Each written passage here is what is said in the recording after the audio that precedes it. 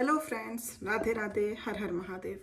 मैं मीनाक्षी एक बार फिर से आपके सामने अपने अगले टॉपिक के साथ उपस्थित हुई हूँ। तो चलिए फटाफट से जानते हैं आज इस सेशन में हम किस बारे में बात करने वाले हैं।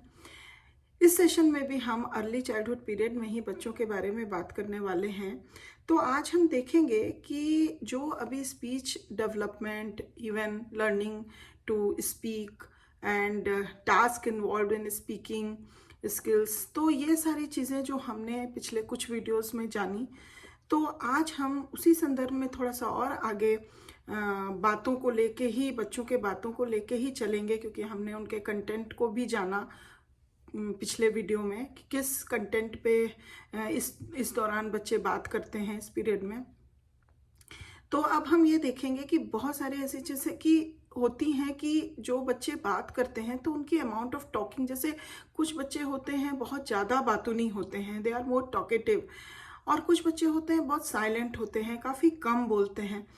तो अमाउंट ऑफ टॉकिंग के बारे में आज इस सेशन में हम बात करेंगे कि इस पीरियड में बच्चों के अंदर, यंग चिल्ड्रन के अंदर कैसी होती हैं, और उसमें कुछ फैक्टर्स हैं जो इन्फ्लुएंस करते हैं कि अमाउंट ऑफ टॉकिंग कितनी होगी बच्चों के अंदर। तो आज ये सारी बातें हम इस सेशन में जानकारी लेंगे। तो चलिए, मैं आशा करती हूँ कि आप अंत तक इस वीडियो में ज़रूर बने रहेंगे, क्योंकि ये जानकारी आपके लिए काफ़ी रोचक होने वाली है। और मेरी ये गुजारिश भी है कि आप प्लीज़ अंत तक ज़रूर बने रहिए। और अभी तक सब्सक्राइब नहीं किया है तो प्लीज़ जल्दी से कर दीजिए। और आप लोगों का बहुत बहुत धन्यवाद जिन लोगों ने मुझे सब्सक्राइब किया है और मेरे वीडियोस को इतना आगे बढ़ा रहे हैं और मुझे इंकरेज कर रहे हैं कि मैं ऐसे ही अनगिनत अच्छी टॉपिक्स को लेके आपके सामने उपस्थित रहूं। और मुझे काफ़ी अच्छा रिस्पांस मिल रहा है, इसके लिए मैं दिल से सभी को थैंक्स देना चाहती हूँ। और जो नए व्यूवर्स हैं, जो पहली बार मेरा वीडियो देख रहे हैं या मुझसे संपर्क में आए हैं, उनसे भी मैं आग्रह करती हूँ कि प्लीज़ आप सब्सक्राइब करिए। आपको मेरे चैनल पे काफ़ी अच्छी जानकारियाँ और एंटरटेनमेंट दोनों मिलेगा। तो इसी के साथ अब मैं सेशन को आगे बढ़ाती हूँ। तो चलिए, अमाउंट ऑफ टॉकिंग के बारे में अगर हम बात करें तो early childhood is popularly known as the chatter box age. तो इस एज को जनरली अगर हम इस पीरियड में देखें, अर्ली चाइल्डहुड पीरियड में, तो चैटर बॉक्स एज बोला जाता है। The reason for this is that once they are able to speak with ease, many young children talk insistently. कहने का मतलब कि अगर हम देखते हैं कि जब बच्चे आसानी से बोलना सीख जाते हैं, काफ़ी कुछ बोलने लग जाते हैं, जैसा कि आप सभी लोग, अगर आप अपने घर में भी वो चीज़ अगर एक्सपीरियंस कर रहे होंगे या फील किए होंगे या कर चुके होंगे, तो आप रिमेंबर करिएगा, या अभी कर रहे होंगे तो भी आपको ये दिमाग में ये बात आएगी कि बच्चे जैसे ही इस पीरियड में होते हैं 2 से 6 साल तक की उम्र में, तो जब वो ईजिली जैसे ही बात करना शुरू कर देते हैं अच्छे से, तो वो इंसिस्टेंटली उस तरीके से बोलते बोलते बोलते चाहेंगे कि हम बोलते ही रहें। तो इस तरह से ये एज को चैटर बॉक्स एज भी बोला जाता है।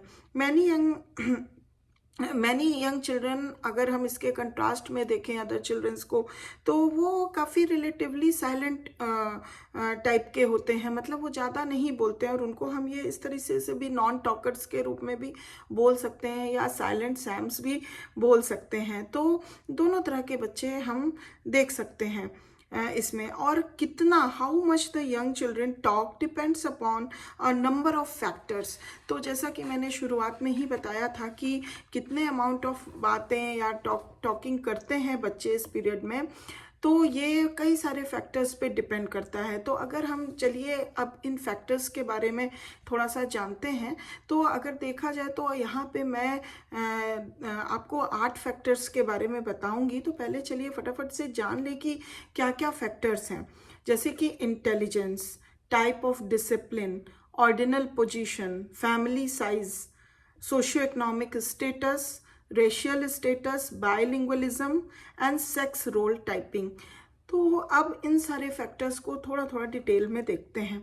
तो सबसे पहले अगर हम बात करें इंटेलिजेंस की, तो the brighter the child, the more quickly speech skills will be mastered and consequently the ability to talk. अगर देखते हैं कि बच्चे का इंटेलिजेंस अगर या बच्चा काफ़ी ब्राइट है तो हम देखते हैं कि वो क्विकली स्पीच स्किल्स को ग्रैब कर लेगा या सीख लेगा, लर्न कर लेगा, मास्टर्ड कर लेगा। तो इसके साथ साथ क्या होगा कि जो उसकी एबिलिटी होती है बात करने की, एबिलिटी टू टॉक, वो भी जल्दी आसानी से डेवलप हो जाएगी। अगर हम दूसरी बात देखें तो type of discipline, children who grown up in homes where discipline tends to be permissive, जहाँ पे डिसिप्लिन जो है वो परमिसिव वे में होता है, talk more than those who parents are authoritarian. तो जाहिर सी बात है जहाँ बहुत ज़्यादा कड़ाई होगी, बहुत ज़्यादा अथॉरिटेटिव पेरेंट्स होंगे या एटमॉस्फेयर घर का होगा, वहाँ बच्चे जो हैं बहुत ज़्यादा नहीं खुलापन महसूस करेंगे और वहाँ पे उनका जो टॉक करने की एबिलिटी होगी कहीं ना कहीं मतलब डिमिनिश होगी, क्योंकि उनको उतना खुलापन, उनके साथ ना कोई उतना बात करने वाला होता है जिस पीरियड में उनको चाहिए वो एक्सपोजर, और वो स्किल्स पे कोई उतना फोकस नहीं करता है, बहुत ज़्यादा डिसिप्लिन्ड वे में रखते हैं, बहुत ज़्यादा टाइटली रखते हैं। तो वहाँ बच्चे जो हैं वो खुलापन ना पाके किसी से ना वो बात कर पाते हैं, तो इसलिए उनकी जो स्पीच स्किल्स होती है डेवलप होने में काफ़ी डिले होता है, और उसके वजह से क्या होता है जो उनकी एबिलिटी टू टॉक होती है वो भी कहीं ना कहीं डिमिनिश हो जाती है। And who believe that children should be seen but not heard. तो ऑथोरिटेरियन फैमिली में ऐसा भी कहा जाता है कि बच्चे जो हैं उनको देखो बट बच्चों को सुनो मत। कहने का मतलब बच्चा अगर कुछ कर रहा है तो उस पर पूरा वॉच आउट कर लो, बट बच्चा क्या कहना चाहता है उस पर ध्यान मत दो। तो इस तरह से क्या होता है, बच्चा अपनी कोई बात कह ही नहीं पाता है, तो कहीं ना कहीं एबिलिटी टू टॉक उसकी जो है वो डिटेरिएट होती है। अगर नेक्स्ट हम बात करें तो ऑर्डिनल पोजीशन, किस ऑर्डर में बच्चे का जन्म हुआ है, तो जो फर्स्ट बॉर्न चिल्ड्रन होते हैं are encourage to talk more than their later born siblings. तो जो पहले बच्चे होते हैं उनको ज़्यादा इंकरेजमेंट मिलती है, ज़्यादा बोलने की छूट दी जाती है एज कंपेरिजन टू द उसके लेटर बॉर्न सिबलिंग्स के कंपेरिजन में। And their parents have more time to talk to them, और उनके पेरेंट्स को भी उन बच्चों के साथ ज़्यादा समय मिलता है बात करने के लिए। नेक्स्ट अगर हम देखें तो वो है family size. Only children are encouraged to talk more than children from large families, and their parents have more time to talk to them. In large families, the discipline is likely to be authoritarian, and this prevents children from talking as much as they would like to. तो इसमें हम देख सकते हैं जो large family होती है कभी कभी बहुत ऑथोरिटेरियन होती है, जिससे कि बच्चा जो है वो बात करने से रह जाता है, नहीं अपनी बातें कर पाता है, उतना खुलापन उसको नहीं मिलता है जैसा कि पहले भी हम देखे थे। तो इस वजह से क्या होता है, जैसा उसको एबिलिटी डेवलप होनी चाहिए वो नहीं हो पाती है। नेक्स्ट अगर हम बात करें सोशियो इकोनॉमिक स्टेटस की, तो in lower class families family activities tend to be less organized than those in middle and upper class families. अगर देखा जाए तो जो लोअर क्लास फैमिली होती है उसमें जिस तरह की भी एक्टिविटीज़ होती हैं या जो भी कुछ होता है वो लेस ऑर्गेनाइज्ड होता है, बहुत ज़्यादा ऑर्गेनाइज्ड वे में नहीं होता है अगर हम comparison middle to upper class families का देखें तो। And there is also less conversation among the family members and less encouragement for the child to talk, जिस वजह से क्या होता है कि middle and upper class family में कभी कभी ऐसा होता है कि बहुत लेस कन्वर्सेशन इसी कारण से पेरेंट्स या घर वालों और बच्चों के बीच में होता है, जिस वजह से क्या होता है कि बच्चों को लेस इंकरेजमेंट मिलता है कि वो अपनी बातें खूब कर सकें या खुल के कर सकें। तो इस वजह से क्या होता है, उनकी एबिलिटी टू टॉक या अमाउंट ऑफ टॉकिंग जो होती है वो घट जाती है, कम हो जाती है। नेक्स्ट अगर हम बात करें तो वो है racial status. The poorer quality of speech and of conversation skills of many young black children may be due to, in part, to the fact that they have grown up in homes where the father is absent or where family life is disorganized because there are many children or because the mother must work outside the home.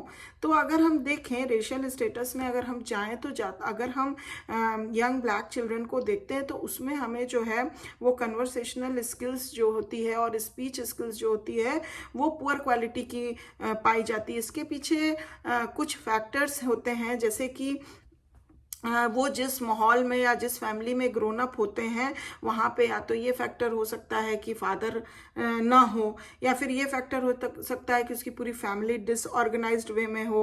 हाँ, और ये भी हो सकता है कि वहाँ कई सारे बच्चे हो तो एक बच्चे पे बहुत अच्छे से फोकस नहीं दिया, या फिर जो पेरेंट्स हैं या फैमिली मेम्बर्स हैं वो उतना ध्यान नहीं दे पा रहे हैं, अमाउंट ऑफ टाइम नहीं दे पा रहे हैं बच्चे के साथ बात करने में या उस पर फोकस करने पे, या फिर मदर है वो जो कि बाहर वर्क कर रही है।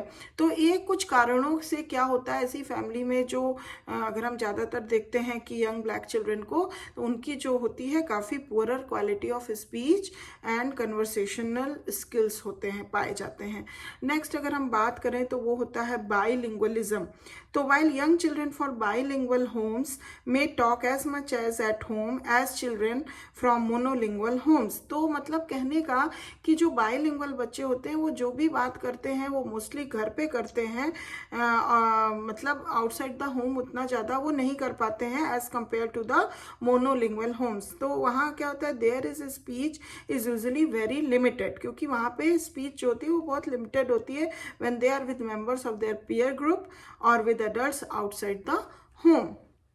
तो इस वजह से क्या होता है, उनको उतना बात करने को नहीं हो पाता है, जिस वजह से उनका जो होता है अमाउंट ऑफ टॉकिंग जो है वो घट जाती है। नेक्स्ट अगर हम बात करें तो वो होता है sex role typing. As early as the pre school years there are effects of sex role typing on children's speech. तो चिल्ड्रन स्पीच पे अगर हम देखें तो प्री स्कूल ईयर्स में जो होता है वो सेक्स रोल टाइपिंग जो है वो काफ़ी इफेक्ट डालता है किसी भी बच्चे के स्पीच पर। Boys are expected to talk less than the girls. जैसे कि अगर हम देखें तो बॉयज़ को लेस इंकरेज किया जाता है बात करने as compare to girls, but what they say and how they say is expected to be different. लेकिन वो कैसे बोल रहे हैं, क्या बोल रहे हैं, ये एक्सपेक्ट किया जाता है कि वो अलग हो। Boasting and criticizing others, for example, are considered more appropriate for boys। तो जैसे मान लीजिए कि किसी को बोस्ट करना या फिर क्रिटिसाइज करना, ये ज़्यादा एक एग्जांपल के तौर पे अगर हम देखें तो ये बॉयज़ के लिए ज़्यादा अप्रोप्रिएट माना गया है कि ये सिर्फ बॉयज़ कर सकते हैं than for girls, while the reverse is true for tattling. तो इस तरह से हम जाने कि कुछ ऐसे फैक्टर्स हैं जो अमाउंट ऑफ टॉकिंग को मतलब इन्फ्लुएंस करते हैं, जिससे कि बच्चा जो है वो स्पीच स्किल्स, कन्वर्सेशनल स्किल्स और अमाउंट ऑफ टॉकिंग कितना करता है, कितना डेवलप कर पाया है। तो ये सारे कुछ फैक्टर्स हैं जो उसको अफेक्ट करते हैं। तो अगर हम इन चीज़ों पे थोड़ा ध्यान दें करें तो जो स्पीच डिले बच्चों में पाया जाता है और वो अच्छे से अपने आउटसाइड द होम या सोशल एनवायरनमेंट में एडजस्ट नहीं कर पाते हैं because of limited speech skills and limited conversational speech. तो इस वजह से क्या होता है कि उनको कई दिक्कतों का आगे चल के सामना करना पड़ सकता है, चाहे वो उनकी पर्सनल लाइफ हो या प्रोफेशनल लाइफ हो। तो अगर हम शुरू से इन चीज़ों, इन फैक्टर्स पे ध्यान देंगे और उसको कर्ब अप करने की कोशिश करेंगे तो हम एक सपोर्ट दे सकते हैं बच्चे को, जिससे कि उसका ये इतना ज़्यादा speech delay and conversational skills में डिटेरिएशन ये सब ना हो। और एज अ पेरेंट हम यही कोशिश करें कि बच्चे से जितना हो सके, चाहे वो लड़का हो लड़की हो, जितना हो सके हम अपने बच्चे से उतना ज़्यादा थोड़ा समय दें, समय निकालें, उससे बातचीत करें, क्योंकि हर एक पीरियड एक फाउंडेशन ले करता है। अगर सही समय पे सही स्टेप नहीं उठाया गया तो आगे बहुत सारी कठिनाइयों का सामना करना पड़ सकता है। तो मैं आशा करती हूँ कि ये जानकारी आपको पसंद आई होगी। अगर आई है तो प्लीज़ एक लाइक ज़रूर दे दीजिए, और अभी तक सब्सक्राइब नहीं किया है तो जल्दी से सब्सक्राइब कर दीजिए। And thank you very much for watching my video. अब मैं अगले टॉपिक के साथ फिर आपके साथ सामने उपस्थित होंगी। तब तक के लिए अपना ध्यान रखिए, ख्याल रखिए। Bye bye, take care.